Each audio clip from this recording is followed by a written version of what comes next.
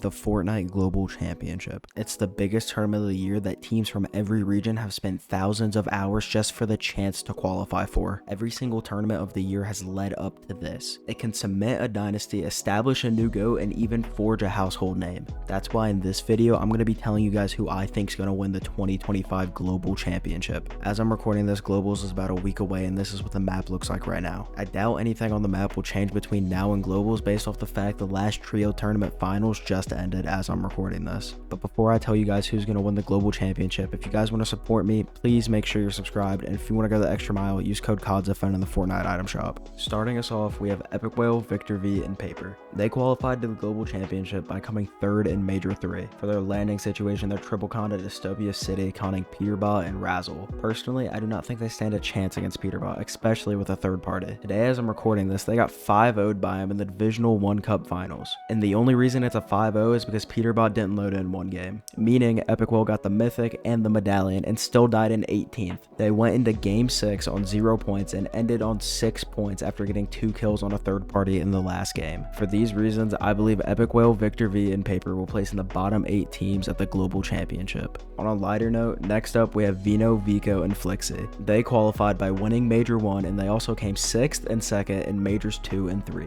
They're looking pretty good for Globals, with them being uncontested at Canyon Crossing. But in the Cash Cup Finals this season, also landing at Canyon Crossing, they came 11th and 26th. But they righted their wrongs by winning the last finals before Globals.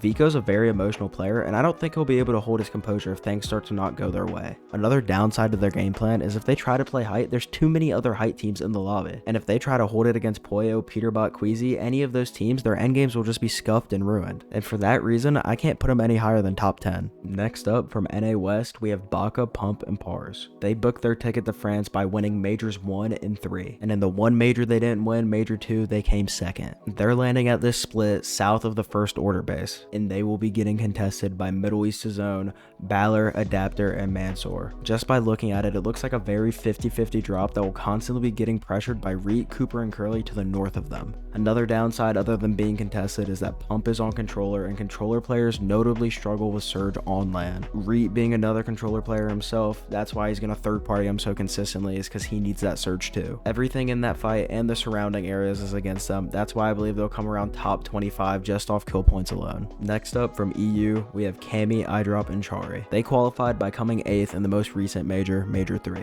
They're landing at uncontested Shining Span with good line of sight on the Dystopia City and the Kappa Kappa factory off spawn fights. With them being surrounded by third-party opportunities, I believe they will always be above Surge. And being above Surge means that they can get ahead of the zones and get more Surge. Just by looking at it on the map, it looks like a recipe for success. Not to mention that Cammy is known for saving game-breaking strategies for big tournaments like in Gamers 8. Cammy and Yapko have Remedy, which is an NPC that will constantly splash you throughout the game. So what they did was every single game, they would capture the flag, getting enough gold to hire the NPC, hire Remedy, get in a vehicle, and then just drive out into zone. This season in Cash Cup Finals, they've placed 4th, 13th, and 3rd. They're looking quite consistent out of Shining Span. I think Cammy will be cooking up some strategies that will help him climb the leaderboard, and for that reason, I'm putting him in the top 5. Next up, from Down Under, we have Vortex, Mountain, and Goofy. This Australian team qualified by coming 3rd in the most recent Grand Finals. They also came 3rd in Major 2. They're landing at an uncontested split to the west of the Hive. For the Cash Cups this season, they qualified to 2 out of the 3 finals, and landing at that same split, they came 8th and 4th after some very hit or miss games. If they can clean it up for Globals, I see them maybe squeaking into the top 20, giving OCE their best international placement,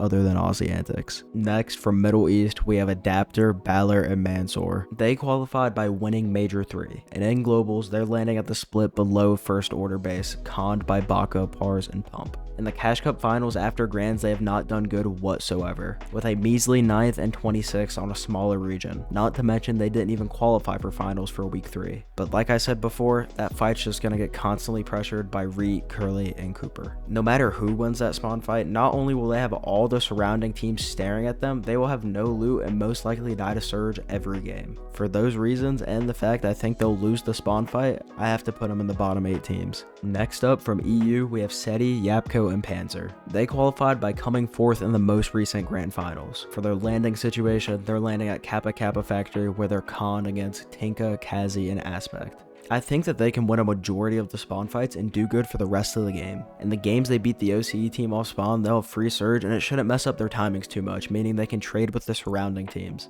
Even though they haven't had the best season so far, I think they can barely squeeze into the top 15 with a couple good games and kill points. Next up from NA West, we have Arc, Salco, and School. They qualified by winning Major 2, but they are contested at Shiny Shafts against one of the 3 Asia teams that qualified in Meram, Bayuriu, and Wixie. Not only are they in a scuffed off spawn fight, School is infamous for heavily struggling with Surge and cannot keep his composure. He's known for tilting very heavily and not being able to do what needs to be done. And with a messy off spawn fight and struggles with Surge, I can't put them anywhere else but in the bottom 8 teams. Next up from NA Central, we have one of the fan favorites, Muzz, Shadow, and Sphinx. They qualified by coming 5th in Major 3. They're landing at the Resistance base with a great chance for Surge on the spawn fight between Savage, Rezon, and Chap, and Rise, Yuma, and Kyoto. This season in Cash Cup Finals, they've placed 25th, 13th, and 10th.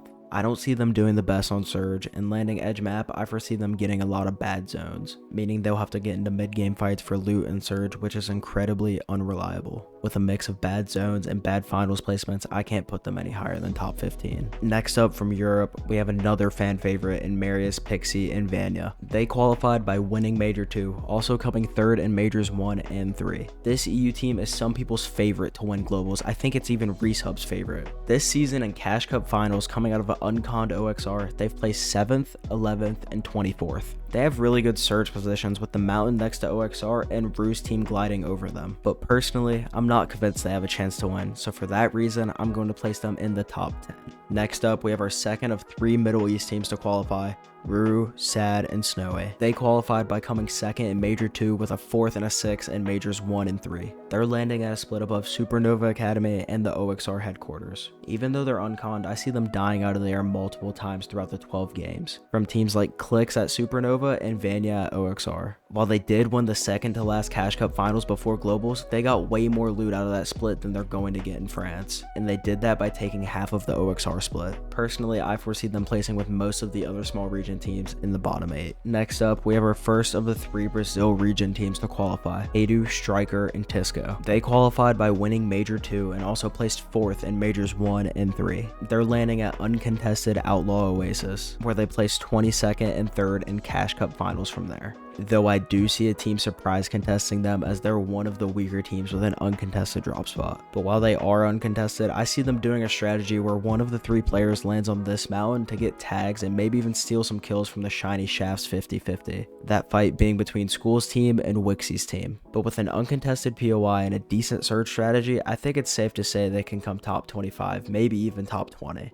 Next up from Europe, we have Focus, Mixin, and Uppel. They qualified by coming 6th in Major 3, and in France, they will be landing uncontested Shogun Solitude. For their surge, they have good mountains and can trade with Vino's team, but in Cash Cup Finals, they've been doing okay where they've placed 16th, 10th, and 11th. With their decent placements this season in set lobbies and the fact they'll struggle with North zones, I can't put them any higher than top 20, and they're only that high strictly because they're uncontested. Next up, we have another European team in Darm, Demus, and Pix. They came 5th in Major 1, barely missing qualification, but brought it back in Major 2 by coming 3rd. With their landing situation, I really like the split they're landing at. They have tons of opportunities to kill the Kappa Kappa factory spawn fight out of the air and third party it if it gets drawn out. In the 3 Cash Cup Finals after Grands, they came 13th in the first one, making every endgame, just one refresh away from making it into deep placement every game. But in weeks 2 and 3, they found those refreshes coming 2nd and 5th. If they're able to keep making consistent endgames and globals and finding those refreshes to get into the heavy placement, not to mention with everyone else having hit or miss games, I think they can surprise everyone and easily come top 5. Next up, we have our second of 3 Asia teams, Meram, Bayuriu, and Wixie. They qualified by coming 3rd in Major 3, and they also came 6th in Major 2. In the first 2 Cash Cup Finals after Grands, they came 13th and 19th, but they picked it back up with a 4th in the last finals before Globals. But unfortunately, at Globals, they are contested at Shiny Shafts against School, Arc, and Salco. Personally, they're too inconsistent on a smaller region to have consistent games on an international stage. I don't know how this spawn fight's gonna go, but honestly, I think it's a battle for dead last, and that's why I'm putting them in my bottom 8 teams. Next, we have our second of the 3 OCE teams to qualify, Aspect, Kazi, and Tinka. They qualified by coming 2nd in Major 3, but they are contested at Kappa Kappa Factory by SETI, Panzer, and Yapko. Even if they they win 6 of the 12 off-spawn fights, and that's just being generous. They'll just get third-partied by Darm, Demus, and Pix, or maybe even Malabuka, Ping, and Walks. Not to mention that in at least 3 of the 12 games, someone from SETI's team or someone from Aspect's team, one of them's dying out of the air from Pix, Darm, and Demus. And yeah, I just can't put him any higher than the bottom 8. Next up, we have the reigning FNCS champions on EU, the Crouch King himself, Fredoxy, Pablo Wingu, and Tino. They qualified by coming second in Major 2, and if that wasn't enough, they won Major 3 also. In the past 2 grand finals, Fredoxy, Pablo Wingu, and Tino have been the best fighters on EU. In the last 24 games of EU grand finals, Fredoxy, Pablo Wingu, and Tino have gotten 155 kills,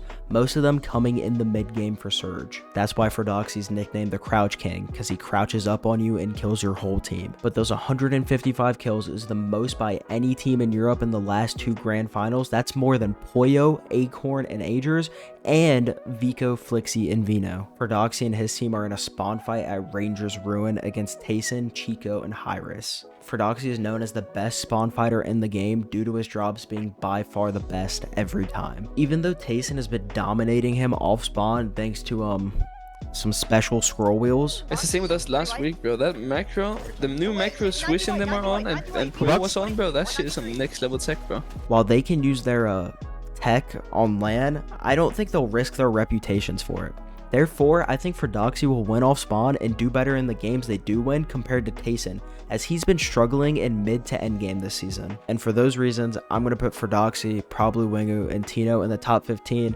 As for Tayson, I'm going to put him, Chico, and Ajerss in the top 20, but I hope he proves me wrong and does good in the games he does make it off spawn. Next up, we have our last of our Middle East representation with FKS and his team. They qualified by winning Majors 1 and 2, and they also got 3rd in Major 3. They're landing the tunnel split between Demon's Debris and Canyon Crossing. I don't have a good guess with how they're going to place from this split, but I'm guessing not very good based on the fact they haven't even landed there in either of the Cash Cup finals they've qualified for. So if they don't think it's a good enough drop to do good from on Middle East, I have no hope on an international stage. I would say bottom 8 teams, but since they're uncontested on a mountain for Surge, I'll say top 25. We're more than halfway done with our team so far, and if you guys are enjoying this video, make sure you guys give it a like, and while you're down there, make sure you're subscribed. But that brings us to our next team, Kanata, Bolts, and Rapid. They qualified by coming 3rd in Major 3, and they also came 6th and 7th in Majors 1 and 2. I believe Kanata, Bolts, and Rapid are the 3rd best team in North America, behind only Peterbot, Cold, and Ritual, and Pollo, Ajerss, and Acorn. And with their 7th, 5th, and 1st in this season's Cash Cup finals, that only cements it in my mind. In globals, they're landing Swarmy Stash, and a main portion of their loot comes from a bug spawner to their north, right between them and Clix. Recently, Clix has been trying to take that bug spawner from them, leading to mid-game fights, which is how Clix has been getting his Surge. But in every fight over the spawner between Clix and Kanata, Kanata's team has wiped Clix's. I believe with Kanata's consistent strategy leading to all of them being alive until 10th or 11th zone, I think they're going to come top 10, but closer to 7th or 8th. Next up, we have the last of our OCE representation in Alex, Anon, and Resigns. They qualified for France after winning every FNCS on OCE this year after 1st in Major 1 got banned for cheating. For globals, they're landing at a very big split underneath Demon's Debris. I don't think they'll do too good because Pollo, Ajerss, and Acorn always key down there for their Surge. With it being such a big split with not that much loot, they're losing a bunch of time, which means they're losing a bunch of Storm Surge. It's just another case of a small region team landing a scuff split, and they're not going to do good. And for those reasons, I'm going to put them in the bottom 8. But if Acorn can come up with another Storm Surge strategy that doesn't involve keying Alex, I wouldn't be surprised if they scrape into the top 25. Next up, we have our second of 3 teams to qualify from Asia. We have Rise, Kyoto, and Yuma. They qualified by winning Majors 1 and 3 and came 4th in Major 2. In Major 3, they ended up winning 8 of the 12 games in Grand Finals, setting a new record. For globals, they're contested at a split to the north of the Hive against Chap, Mr. Savage, and Rezon. Landing that split in Cash Cup Finals this season, they've come 2nd, 3rd, and 1st. They're very consistent at making endgames with an average placement of 7th in the 18 Cash Cup Finals games this season. While I do think Mr. Mr. Savage will win more off spawn fights, I think Rise, Kyoto, and Yuma will do better in the games that they do win. And for those reasons, I'm going to place them in the top 25, but I see them coming more like 21st, 22nd. And that brings us to who they're contesting: Mr. Savage, Chap, and Rezon. They qualified by coming 9th in Major 3. In Cash Cup Finals, landing at this very 50-50 split, they've come 6th twice and came 5th. They've been very consistent at making endgames from the split, and even if they win 7 of the 12 games, I think they can come top 20, maybe even top 15. Next up from NA Central, we have Reet, Cooper, and Curly. They qualified by coming 3rd in Major 2, and in Globals, they're landing at the first order base with an off-spawn fight right below them in Pump, Baka Pars, and Valor, Adapter, and Mansoor. Tagging and third-partying this fight is how they're going to have to get their Surge, and with Reet being on controller and struggling with Surge, they're going to have to clean it quite often. In Cash Cup Finals this season, they've placed 5th, 22nd, and 9th, which isn't convincing enough for me to put them above the top 15 due to their struggles with Storm Surge and getting split up and picked off in mid-game fights. Next up, we have the last 2 of the 3 teams from Brazil to qualify, starting with Way, Gab0, and Scarpa. They qualified by winning Major 3, and they also came 2nd in Major 2. 3 teams from the Brazil region qualified, and they're contesting one of them, which I think is a good strategy other than the fact that they're contesting King, Phaser, and Fusion. This spawn fight's happening at a split below the Hive. I see both teams not doing the best out of this drop, but I have King winning in the off spawn fight, so I think Gab0, Way, and Scarpa are going to have to be put in the bottom 8, more towards 26 off kill points alone, with King, Phaser, and Fusion not going too far ahead of them in top 20, mainly because they've had a good performance out of a scuffed Grands on Central where they placed 9th, and 2 solid Cash Cup Finals placements of 4th and 8th on Central 2. Next up, we have Visuals, Braids, and Aminished. They qualified by coming 4th in Majors 2 and 3. Most people see Visuals, Braids, and Aminished as the most underrated trio in the world. Their under-the-radar playstyle is what lets them consistently place in the top 5 of most tournaments. In Major 2, they had an average placement of 5th, but somehow only came 4th, trailing 1st by 200 points. Their lack of big pop-off games is why they don't win tournaments, but on LAN, consistency is what wins it. Unfortunately, they've struggled this season heavily, only qualifying for 2 Cash Cup Finals, placing 30th and 12th. Also, they're known as not one of the best spawn fighting teams, so I'll be interested to see if a struggling team decides to land on them at Foxy Floodgate. For those reasons, I can't put them any higher than top 10. Next up, we have our second to last EU team, and if you guys have been keeping track, I'm sure you guys know who the last one is. But right now, we got Malibuca, Ping, and Wox. They qualified by coming 2nd in Major 1 and also came 4th in Major 2. In Globals, they're landing uncontested Outpost Enclave with a chance of getting some kills out of the air onto the SETI and Tinka's team in their off-spawn fight at Kappa Kappa Factory. When timings off-spawn are so important at a stacked tournament like Globals, I don't know where they're going to get their medal from, and most likely they'll need to fight mid-game to get a refresh, but that's not dependable at all. This season and last season, they've struggled heavily, coming 23rd in last Grands,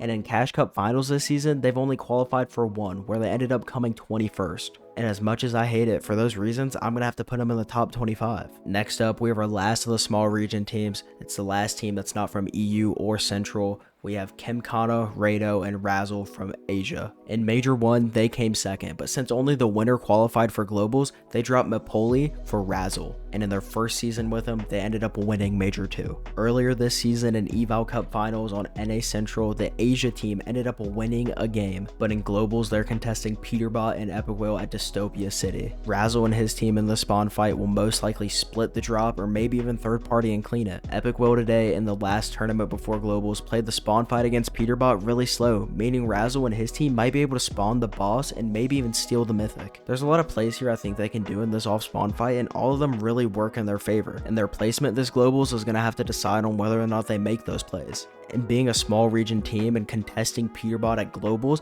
I think they're going to have to make those plays, and for those reasons, I'm going to take a gamble and put them in the top 15. With only 4 teams left, next up, from NA Central, we got Clicks, Higgs, and Yamzo. They qualified by coming 2nd in Major 2 and also placed 3rd and 8th in Majors 1 and 3. In Globals, they're landing uncontested Supernova Academy with plenty of opportunities for Surge around them. Their placement in Globals this season all comes down to whether or not they fight for Surge or trade for Surge. In the 3 Cash Cup Finals this season, they've placed 4th, 7th, and 3rd, and in none of those finals have they traded for Surge. But what's interesting is anytime they play scrims, they always trade for Surge. Surge. I don't know what they're thinking by not trading Surge in the tournaments that matter, but they do in scrims. What I'm thinking is maybe they're trying to practice trading Surge in scrims so they can do it in globals, but if it's a strategy they're trying to hide until globals, it's a horrible idea because nobody around them will trade because they've repeatedly showed that they won't do it. Even in the last grand finals they didn't trade Surge, leading to them having a disappointing placement in 8th. If Clix, Higgs, and Iamzo trade Surge in globals, I can see them coming top 5, but if they don't do it, I wouldn't be surprised at all if they barely squeeze into the top 10. And with their main rotation strategy, the Fizz grind bro being nerfed, I'm scared to even put them in the top 10 at all. And now we have the time you guys have all been waiting for.